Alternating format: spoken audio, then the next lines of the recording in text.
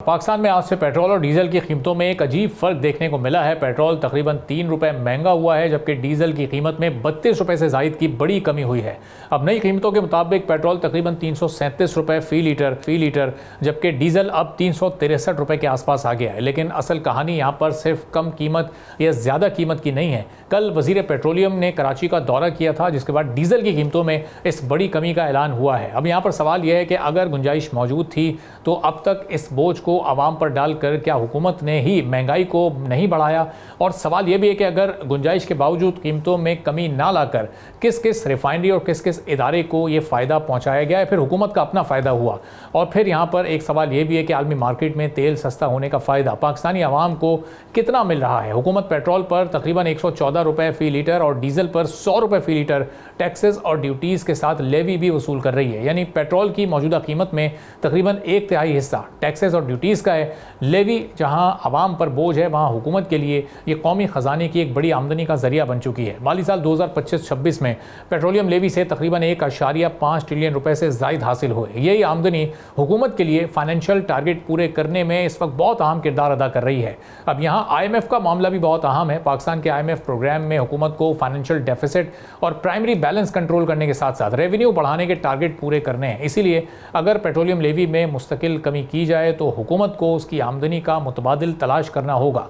अब ज़रा डीजल की बड़ी कमी को भी तफसील से समझने की कोशिश करते हैं। 3 अप्रैल को डीजल की कीमत 520 रुपये फ़ी लीटर तक पहुंच गई थी। अब यह कीमत नीचे आकर तकरीबन 363 रुपये हो गई है। यानी अप्रैल की बुलंद तरीन कीमत के मुकाबले में डीजल इस वक्त तकरीबन 157 रुपये फ़ी लीटर सस्ता है। पेट्रोल भी 3 अप्रैल को 458 रुपये तक पहुंचा था, आज इसकी कीमत 337 रुपये है। लेकिन दोनों फ्यूल्स की कीमतों में फ़र्क अब भी आम आदमी के लिए बहुत अहम है। पेट्रोल का ताल्लुक ज़्यादातर मोटरसाइकिल, रिक्शा, कार और प्राइवेट ट्रांसपोर्ट से है, जबकि डीजल तमाम कमर्शियल गाड़ियों और बड़े जनरेटर्स में इस्तेमाल होता है। इसीलिए डीजल की 32 रुपये की ज़्यादा कमी का असर सिर्फ ट्रांसपोर्टर्स तक ही महदूद रहता है। अगर ये कमी बरकरार रहती है तो माल बर्दारी के साथ सब्ज़ी, फल, खुराक और दूसरी अशिया की सप्लाई कॉस्ट भी कम हो सकती है। रोज़ाना की बुनियाद पर फ्यूल प्राइसेस एडजस्ट करने का निज़ाम शुरू हुए अब 1 महीने से भी ज़्यादा हो चुका है। इस निज़ाम का मकसद आलमी मार्केट में तेल की कीमतों और रुपए की कदर में तब्दीली का असर ज़्यादा तेज़ी से आवाम तक मुंतकिल करना था। लेकिन इस निज़ाम में एक हकीकत वाज़ेह है, आलमी तेल सस्ता हो या महंगा, टैक्स और लेवी का हिस्सा कीमत को नीचे लाने से रोक देता है। इसीलिए आज डीजल 32 रुपये से ज़्यादा सस्ता होने के बावजूद भी 363 रुपये फ़ी लीटर से ऊपर है।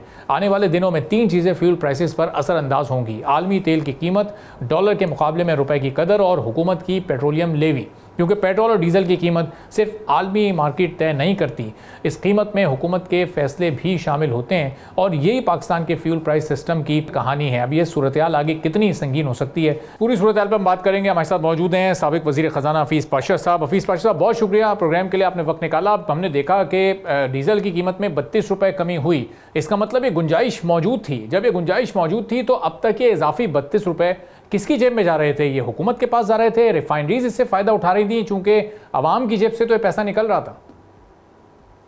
जी, वाकई ये बड़ी अफसोस की बात है। और अब आप ये देखिए कि 32 रुपये तो उसमें कम किया, उसके बावजूद अभी भी पेट्रोलियम लेवी जो है वो आसमान तक चल रहा है, 100 रुपये से भी ज़्यादा। और उसके नतीजे में हमारे यहाँ पाकिस्तान में पेट्रोल की कीमत दूसरे मुल्कों से भी ज़्यादा है। तो इनको दोनों चीज़ों में कमी लानी चाहिए थी।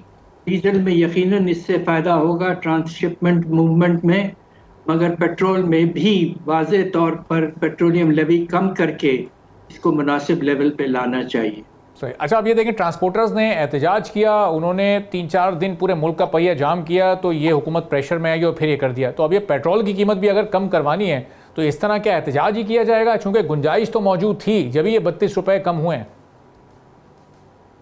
यहाँ बड़ी अफसोस की बात है कि गवर्नमेंट जो है वो जिसे कहते हैं ना, छुपे छुपे अंदाज में रेवेन्यूज बढ़ाती रहती है। अब आप ये सोचिए कि पेट्रोलियम प्रोडक्ट्स पे जो टोटल रेवेन्यू है वो तकरीबन 2000 अरब, हैरत अंगेज अमाउंट।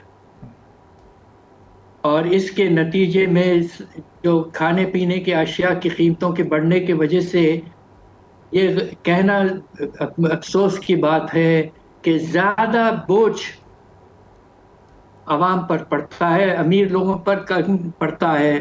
डायरेक्टली थोड़ा बहुत उन पे पड़ता होगा तेल की कीमत की वजह से, मगर खाने पीने की अशिया की कीमतों के बढ़ने की वजह से बहुत नुकसान होता है घरानों को। और अभी साहब ये इन्हीं दिनों में हम देख रहे हैं कि डीलर मार्जिन भी अभी बढ़ाया गया पेट्रोल पर, कुछ ही दिन पहले उसको भी 10 रुपये पर लीटर कर दिया गया है। जो ऑयल मार्केटिंग कंपनीज हैं उनके साथ भी हुकूमत की इसी सिलसिले में बातचीत चल रही है, मुज़ाकरात उनसे भी चल रहे हैं, वो भी अपना मार्जिन बढ़वाना चाहते हैं। तो एक ऐसे मौके पर जब जंग से पूरी दुनिया की हालत इस वक्त ख़राब है, मईशतों का हाल हमारे सामने है, हुकूमत क्यों ये डिमांड्स मानी जा रही है मार्केटिंग कंपनीज़ की, डीलर्स की? उनको तो फ़ायदा दिया जा रहा है, पैसा तो आवाम की जेब से निकलना है।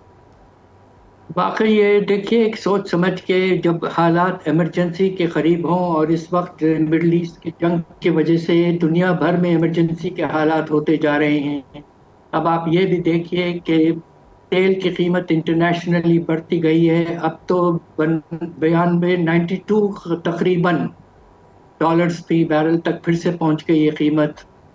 जब जंग शुरू नहीं हुई थी उस वक्त $60 से भी कम था।